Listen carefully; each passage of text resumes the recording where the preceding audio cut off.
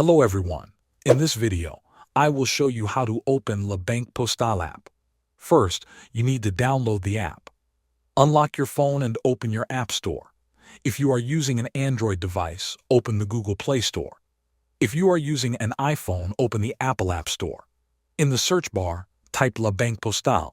Look for the official app with the correct logo and name. Tap on it, then press Install or Get. Wait for the app to download and install on your device. Once the installation is complete, open the app by tapping on its icon. When the app launches, you will see the login screen. Enter your personal identifier. You can find this on your bank statements or official documents.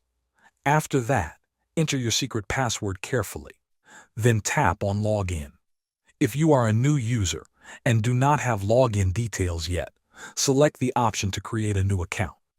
Follow the instructions on the screen. You may need to enter personal information and verify your identity. After logging in, you will reach the main dashboard. Here you can see your account balance and recent transactions. You can scroll through your activity to check payments and deposits. You can also access your profile to manage your personal information.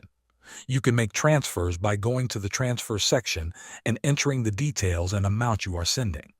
This is how you open and use the app. Thanks for watching.